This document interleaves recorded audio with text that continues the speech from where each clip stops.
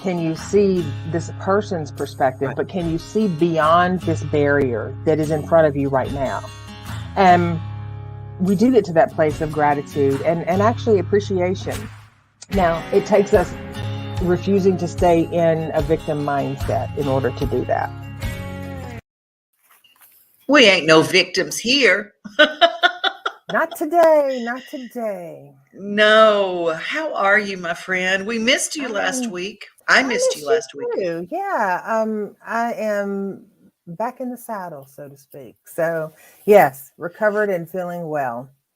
Well, it's a weird time in our world now when we have a little bit of a health setback and a symptom that used to be something that we would just put off in the back burner and say, it's nothing.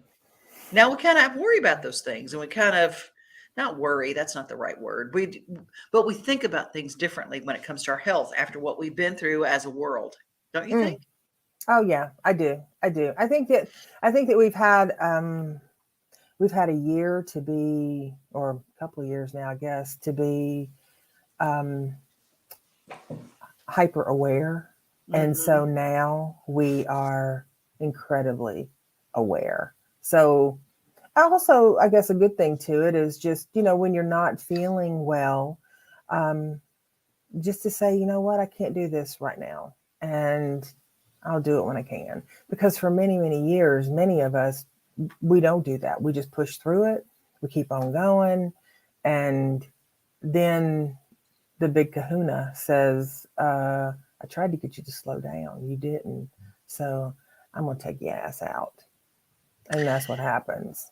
Yeah, it is what happens. It's what we go through. And we were talking about something before we went on air. And today's show is about clearing the mental clutter, about our spring cleaning. And that's our houses. That is our surroundings. It is our lives. It is our to-do list. It is our head. We get stuff all caught up in our heads. And it's like, getting rid of the clutter in our heads is probably the most difficult, and albeit our homes are a lot. Well, I think too, because we can be distracted in so many different ways, mentally or emotionally, we can be distracted. And so when we're distracted by so many different things, what happens is nothing really becomes a priority, but we don't lose the sight that it is a priority. So we get a lot of little priorities, and then everything starts to feel overwhelming, and then we get foggy brain, and then we're overwhelmed and we don't want to move. Okay, that's a little bit in all honesty, that's kind of where I am right now. I mean, I am so overwhelmed this time of year. I mean, I've got paperwork stacked out everywhere for taxes. I've got stuff that I go, my to-do list needs to-do list. And sometimes I just want to go and watch Shamar Moore take his shirt off on SWAT and take a shower because it makes my heart feel better. Leslie joins us. Elizabeth, Bill Porter. Hi, Bill. Haven't seen you in a while. And Candy is with us. And a lot of folks, Elizabeth, yeah, I so get that. We do kind of take mental runaways when we are over cluttered in our head. And we're just talking about, before we went on air, trying to make a lunch date is literally, it's a lot, because you go, I can't get everything done. And what I want more than anything is to come into town. And Teri and I have been trying to make a lunch date for a year. No lie, a year. And I go, well, we do live apart, but still, it's just like, how did time even pass that way? We should have more time now. Well, I think it's also like really getting clear with our priorities, and I tell people all the time, put it on your book, look at your calendar, find a date, put it on the book, and arrange everything else around it. And some people, it's hard to do that. That's your book. That's my book. I'm going to put it on my book. Put down When your we book. finish, I'm gonna put it on my book because you're right. That's step number one is put your priorities in your book. Because Write here's it the down and do that. Yeah. Yeah, because here's the thing: if there's something that we really want to do, and okay, really want to do, we can be overwhelmed with, oh, I got so much to do, and I really want to go. Let's just use example having lunch. I really want to go have lunch, but gosh, I got so much to do. I got to get all this to dos done. Well, if you stand back and you give yourself an eagle's eye view, most of the times what we'll find out is that we've been doing and doing and doing and we still aren't done. So why not insert something in there that gives your heart, your mind, your energy a breather, a break, and maybe even rejuvenate yourself because you've taken a step away from the to-do list. Amen. I think that and I don't know, you guys can weigh in. Are you ever guilty of not putting life in your book? I put jobs in my book. I put work in my book. I put people in my book that I have to take care of and things I go, oh gosh, I got to finish that project and that project and that project. But I don't put life in my book. It's just as important, you know. Mhm. I mean, it's Yeah. important to schedule. It's unfortunate that we live in a time where we have to schedule everything, right? Because back in the day, we just could do things. We could just do things. Life was a little more carefree. But as we've grown as a society and as if we've gotten busier and busier and busier, you've heard the saying, or I say you've heard the saying, I'm assuming most people have heard the saying that, you know, that you can put the frog in the warm water and just keep Uh-huh. increasing it. And it doesn't know that it's losing itself, that it's Mhm. dying inside that water. That's the same thing that happens to us when we get in a place where we are, I'm busy, I'm busy, I'm busy, I'm busy, I'm busy, I'm busy. We get so used to being busy, even though we don't necessarily want to be busy all the Mhm. time. But Yeah. taking time to do nothing then sounds almost like, I've had people say, well, that's just, I don't have that kind of luxury. I'm like, well, if you can't create your own luxury in your life, who the heck is supposed to create it for you? Okay, y'all, that was like one of those hit me right through the heart kind of a statements that Teri is known to do. But it's true. If I can't give myself permission to have a life, then who else is going to do it? Bill Porter, great teacher, fantastic. Teachers are the most important people in our world. And I took a mental health day today away from the classroom since it was a non-student day. Nice, Good for you, nice. Bill. Yes. Candy, I have two books, one for appointments and one for life, time with friends and to-dos. I love Mm-hmm. that. Yeah, we're getting yeah, Bill, you're getting the thumbs up from everybody. Mm-hmm. Elizabeth said, Amen. Most of my to-do list isn't truly urgent. I can always find time to do the wants. I just have to let myself. Whoo, that's true. Absolutely. Let myself live. Absolutely. We have to be willing, or at least entertain the notion of creating space to do things that um, bring us some sort of break. Not Yeah. necessarily an emotional or mental break, but like just a break in like, ooh, I just, we'll say it all the time. I just need a break. I need a break. And I think I posted this on Instagram some time way back. It said we either take breaks when we need them or they show up when they are most inconvenient. We have them when Woo, they're most inconvenient. We either take a that's break when we need it or we will have one when it is most inconvenient. that is And truth, truth, truth. Regina, take time for me in life. That is good for you. I mean, and I don't say that flippantly. I admire someone who says, I'm going to live my life. Somebody said to me, a ride or die friend, and she's planning her vacation. And I thought to myself, vacation? I haven't had one in 4 years. mm, Not since I went to Ireland in 2020. mm-hmm, Okay, so it's 2 years, but it felt like four. I mean, it has been a big year. Sure. Literally, I mean, it's been a lot. And I go, I don't even know what that would be like for me. And Joyce shares, I have to sometimes just make myself do some things for myself, or I get deep in a rut. Mm-hmm. Okay. The other week, has anybody had problems with this? I mean, last week I got hit with a blue day. I mean, I couldn't get out of it. I was just, I wasn't crying. I just literally felt blue, kind of just, I was just sad. I was just overwhelmed with our world and what's going on. And I think it's not putting ourselves in our life. We have to let go of some of it, turn off some of the stuff. And I realize that our world is falling apart, but we have to grab some joy along the way, correct?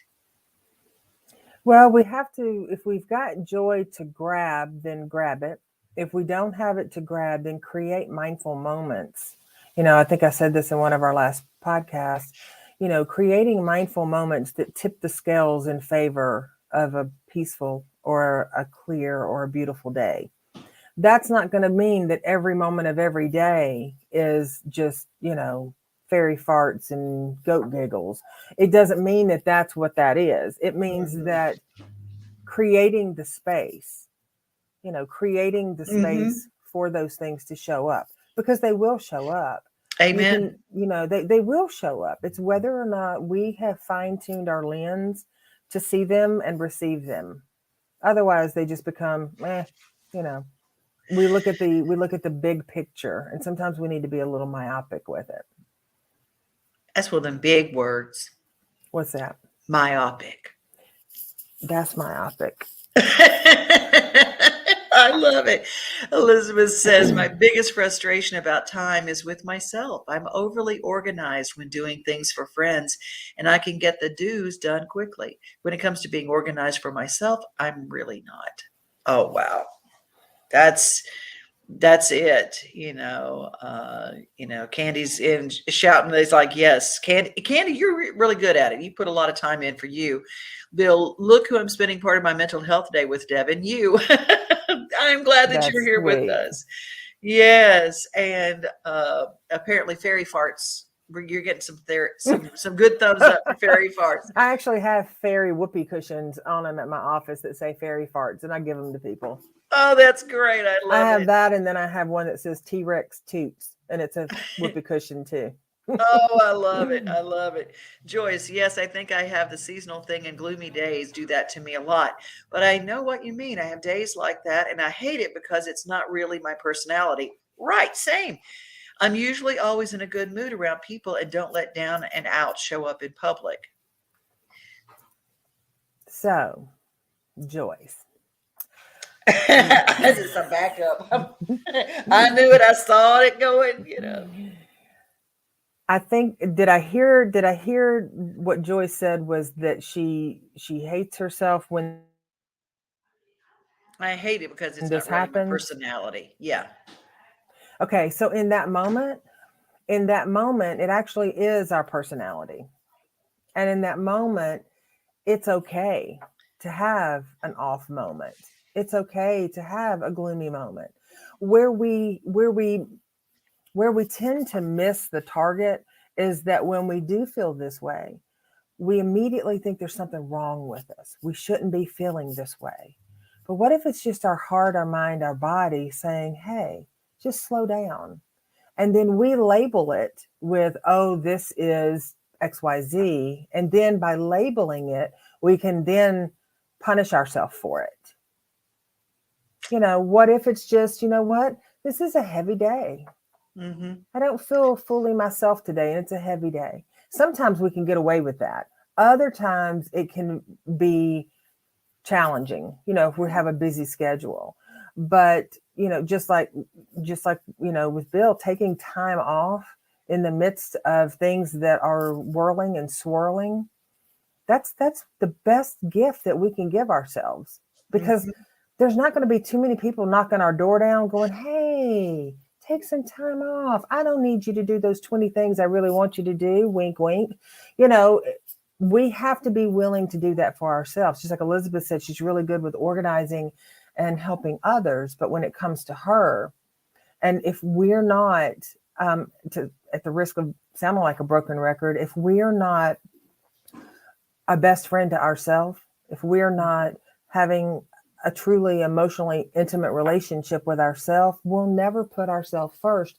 And we absolutely have the right to do that, to take those breaks when we need them, to have those moments that feel heavy and create an opportunity to go out and to do something that you enjoy, you know.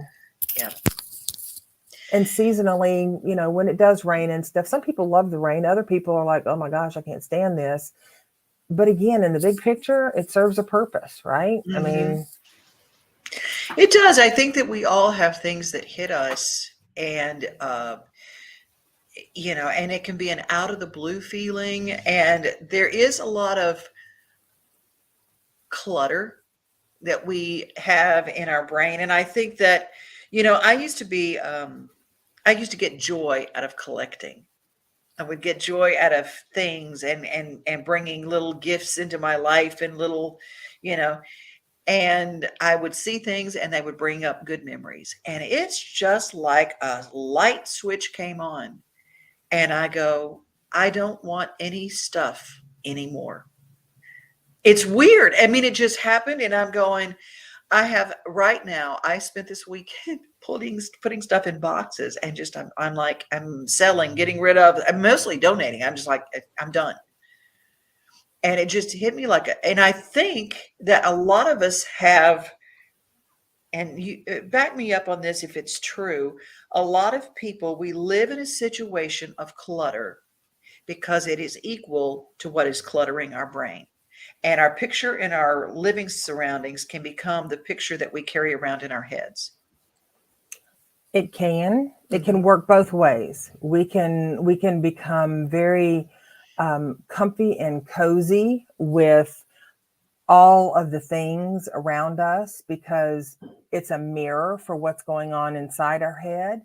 Or there are people who want everything Mm. pristine and dusted and cleaned and it looks great, but inside their head it's a rat race because they're Uh-huh. trying so hard to control the presence of what it looks like. But the problem with that is that all of that control then becomes just as maddening as what's going on inside the head, Yes. you know. Yes.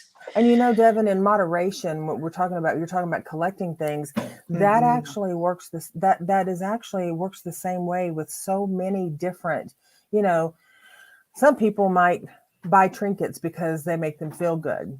Some people might smoke a cigarette because it makes them feel good. Some people might have a beer because it makes them feel good. Some people might eat a few Oreos because it makes them feel good. But if we don't hit a pause button on that, some people might work because it makes them feel good, or maybe they Hmm. work out because they feel good. But if we don't hit a pause button with some moderation on it, then suddenly the very things that made us feel good, now we are bonded to them in an unhealthy way. And Mm. we just need more and more and more. Elizabeth says, I'm in a rat race, and while I paint and make the environment pretty, it's a rat race in my home. Rat race with makeup on. Wow. I get it. I get it. And Candy said she's right there with us. She's doing the same thing right now. It's something that happens when we go, I want to be freer than I am right now. Mm-hmm. And clearer. Sometimes we don't want to give up that. Sometimes we don't want to give up those emotional closets because we've just stored so much stuff in there, right? We've stored all kinds of stuff in there. Most of it is useless. We don't even need it, but we've stored it. And so we don't want to start going through and decluttering because, well, what if I need that again? It's like a kid with a toy box and you open the toy box up. They haven't played with that anything in that toy box for how many years? Girl, kid, nothing. I can even say it about myself. I don't have that many clothes. All my clothes, winter, spring, summer, fall, fit in one closet because I refuse. I am past that totes and totes and totes and all over the place thing. Hmm. But I have clothes. I used to have clothes that I would pull out and go, oh, I remember I wore these one time, and because I felt so good in them, I didn't want to You get rid of kept the them. jeans. You know, they were I called them my Porter Wagner jeans. I love those jeans. I ended up giving them to a friend of mine that's in the business, but they were my Porter Wagner jeans. I could put them on and I was just like, ooh, I feel fancy in these jeans. They're my Porter Wagner jeans. I But love it.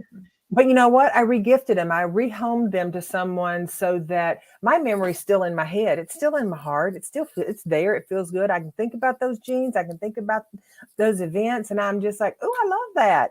But I also rehomed them, so now someone else is getting to create their memories with them. That is just awesome. Joyce, I have tons of clutter because I too was a big collector back in the day, and my mother and I have a hard time getting rid of her stuff as well. She's been gone 13 years. I'm going to have to let stuff go. Girl, I am with you on that. When my father passed, my mom sent me all his clothes. The day Hmm. after his funeral, sent me all his clothes. It was she was ready.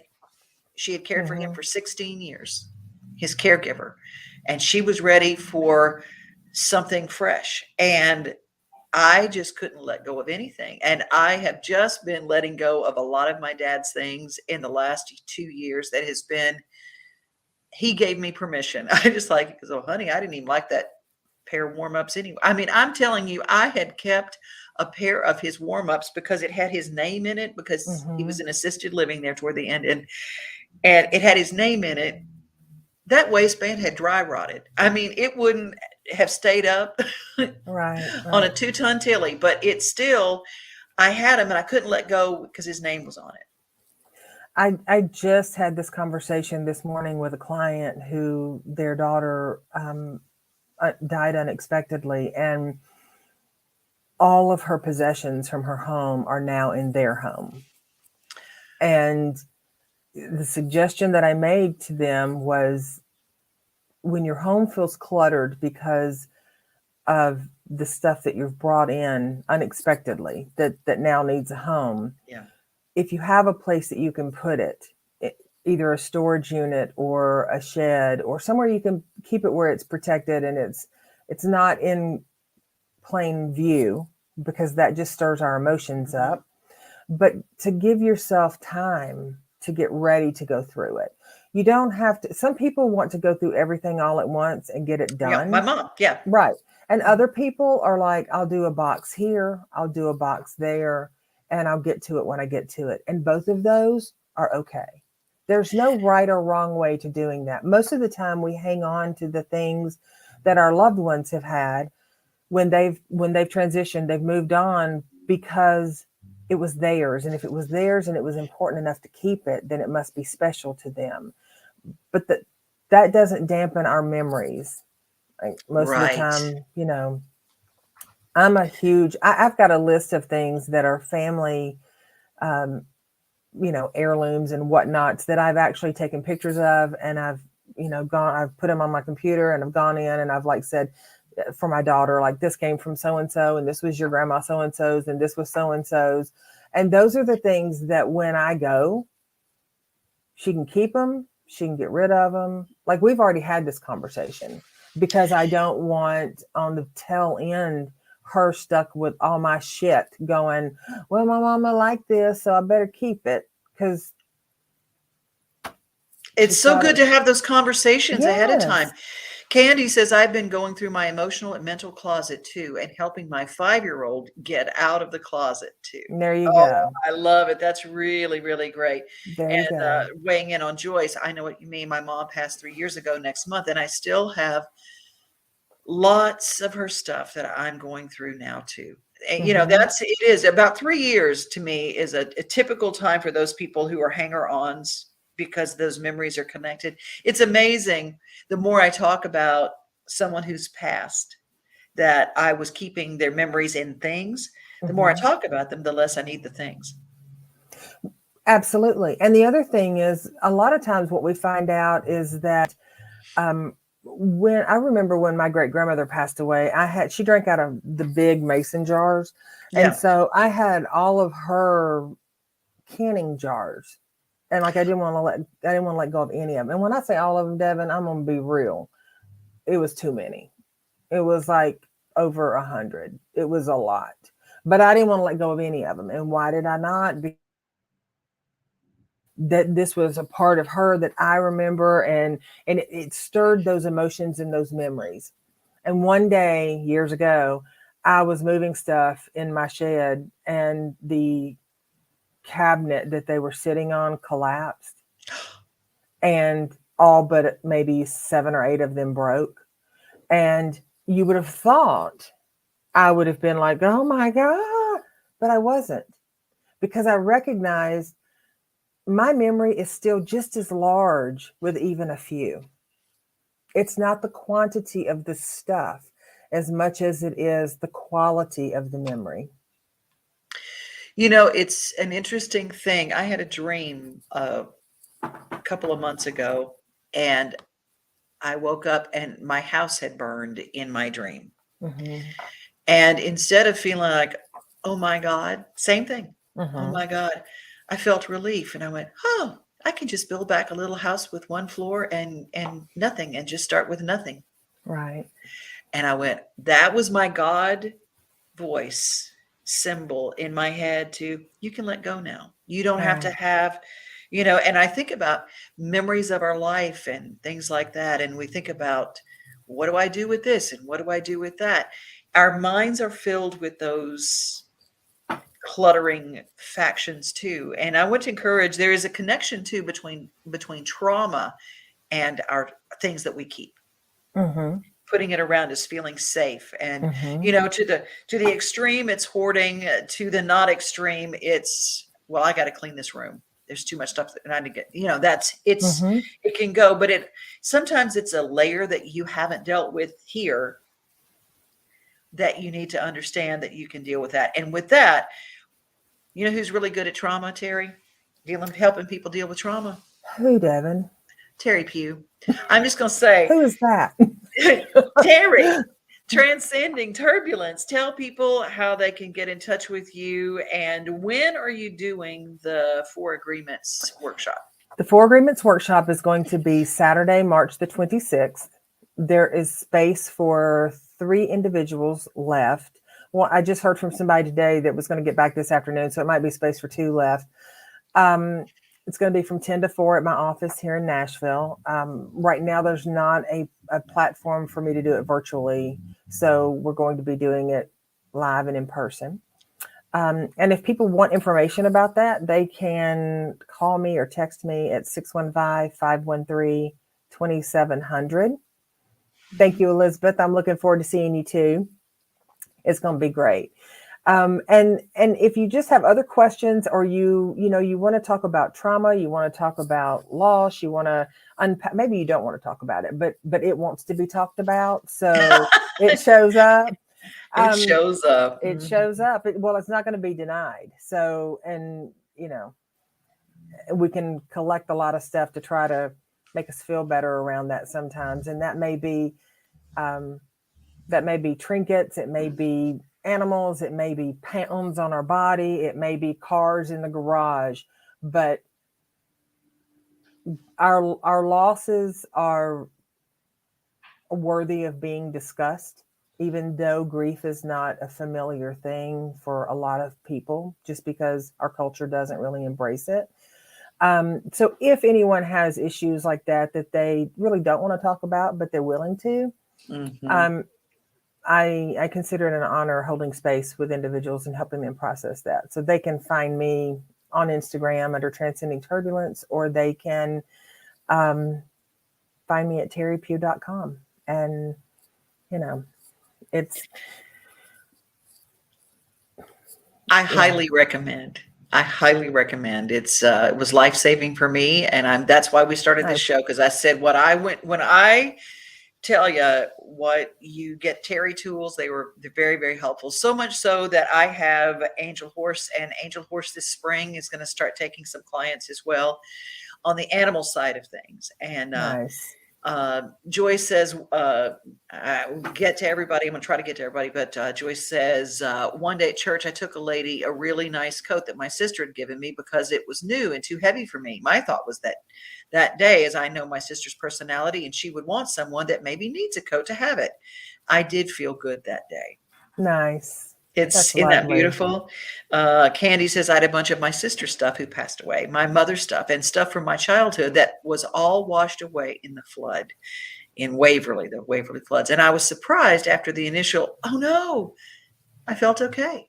It was like, well, don't have to worry about what to do with that stuff anymore. I love you, Candy. Yes. I missed some Mm-hmm. of it that I had for the holidays, but oh well, it's a new start for holiday decorations. Mm-hmm. Amen. Right, That is a right. beautiful view of looking at it. Let's see if there's anybody else because I want to put a bow on all this. Oh, we'll close. I love all that I've learned from Teri and from you, Devon. Well, you know what? We learn from you, Elizabeth, every week too. Absolutely. Absolutely. We're all here to help each other. So thank you all for joining us. Make sure you subscribe here wherever you're watching this show, and share with somebody, invite somebody in. And I do have a trip planned to Ireland in 2023 that I'll be telling folks Ooh, about in the coming. So if you want to start, save up, as my friend Killer B says, we're going to be doing some things, and I'll have some details on that in a few weeks. that's exciting. I didn't I get to go know. with you guys when you went last time. Well, 2023, there's time to set up I might our just little. start creating some space for that. No, wouldn't that be fun? We're going to a different place than we did last time. We went in January. This year, we're going to go in the spring. Spring in Ireland. Can you imagine how green it's going to be? I cannot. I can only imagine that it's absolutely breathtaking. Well, I think our little group here could get a whole group on, not a group on, but a group on and go. That's Well, Leslie, we're glad it's going to be April 16th is the departure day. And I've got a group, a company that's helping me put it all together. And Brenda Willis from the Willis clan, she's kind of helping me set it up. So we know if we go to Ireland together with Brenda and her crew, I mean, I'm going to tell you, you see the locals Ireland. So and the music will be fabulous. that's the best part. Yeah. That's Well, the best part to go anywhere is just to crawl under the sheets with the local, maybe yeah. not literally, but I mean, Well, I don't know. figuratively, There's some cute people over there. I was like, but no to judgment. really experience that part, just to experience a different part of life. I think it might have been Elizabeth or maybe it was Candy that said earlier today just about enjoying life. And I said to someone the other day, we are life. We often think that life is outside of us. We need to treat ourselves just as well as we treat life because, Ooh, you know, that's we it. Well, are one and the same.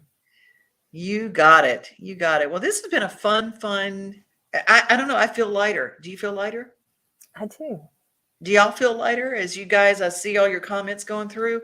I hope that you do. And I'm going to go declutter.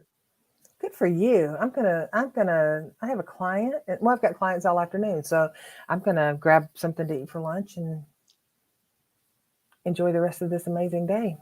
That's good. Well, I hope that you all do the same.